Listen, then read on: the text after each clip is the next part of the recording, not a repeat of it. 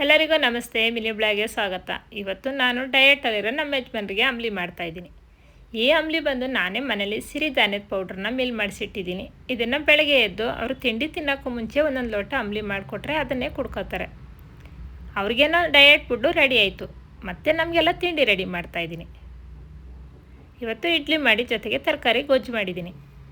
ಚಟ್ನಿ ಮಾಡೋಣ ಅಂತ ನೋಡಿದೆ. ಚಟ್ನಿ ಏನು ಬೇಡ ಅಂದರು. ಹಾಗೇ ಗೊಜ್ಜು ಮಾಡಿ ಇಡ್ಲಿ ಕೊಡ್ತಾಯಿದ್ದೀನಿ.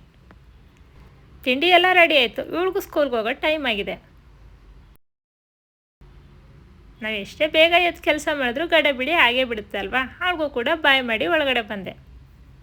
ಅನಂತ್ನಾಗ್ ಸರ್ ಭಾರತಿ ಮೇಡಮ್ ಮಾಡೋರಲ್ಲ ಫಿಲಮು ಮನೆಯೇ ಮಂತ್ರಾಲಯ ಅಂತ. ಹಾಗೆ ಇವಾಗ ನಾನು ಕೂಡ ನನ್ನ ಕೆಲಸನ ಶುರು ಮಾಡಿದ್ದೀನಿ. ಈ ಮಂತ್ರಾಲಯದಲ್ಲಿ ಏನಿದೆ ಇದೆಲ್ಲ ನಾವೇ ಮಾಡಬೇಕಲ್ವಾ. ನೆನ್ನೆಲ್ಲ ಬಟ್ಟೆ ವಾಶ್ ಮಾಡಿದಾಗಿತ್ತು. ಇವತ್ತೆಲ್ಲ ಇದನ್ನು ಮಡಿಸಿಡ್ತಾಯಿದ್ದೀನಿ. ಡ್ರಾಯಿಂಗ್ ಮಾಡಿ ಆ ಪೇಪರು ಕೂಡ ಇಲ್ಲೇ ಇಟ್ಬಿಟ್ಟು ಹೋಗಿದ್ದಾರೆ. ಇದನ್ನು ಕೂಡ ಎತ್ತಿಟ್ಟಿಲ್ಲ.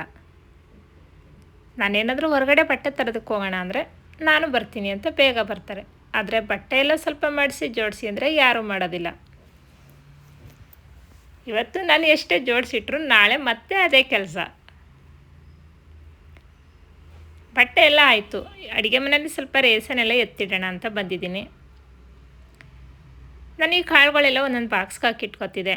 ಇಲ್ಲಿ ಈ ಮನೇಲಿ ಸೆಲ್ಫ್ ಇಲ್ಲ. ಹಂಗಾಗಿ ನಾನು ಒಂದೇ ದೊಡ್ಡ ಬಾಕ್ಸ್ಗೆ ಒಂದು ಬಾಕ್ಸ್ಗೆಲ್ಲ ಕಾಳು, ಇನ್ನೊಂದು ಬಾಕ್ಸ್ಗೆಲ್ಲ ಅವಲಕ್ಕಿ, ರವೆ, ಮೈದಾ ಇದೆಲ್ಲ ಇನ್ನೊಂದು ಬಾಕ್ಸ್ಗೆ ಹಾಕಿ ಎತ್ತಿಡ್ತೀನಿ. ಈ ಮಸಾಲೆ ಪದಾರ್ಥಗಳು ಅಷ್ಟೇ ಒಂದು ಡಬ್ಬಾಗೆ ಹಾಕಿ ಇಡ್ತಾಯಿದ್ದೀನಿ. ಈ ವಿಡಿಯೋ ನಿಮಗೆಲ್ಲ ಇಷ್ಟ ಆಗಿದೆ ಅಂತ ನಾನು ಭಾವಿಸ್ತಾ ಇದ್ದೀನಿ. ವಿಡಿಯೋ ನೋಡ್ತಿರೋ ಎಲ್ರಿಗೂ ಕೂಡ ಥ್ಯಾಂಕ್ ಯು.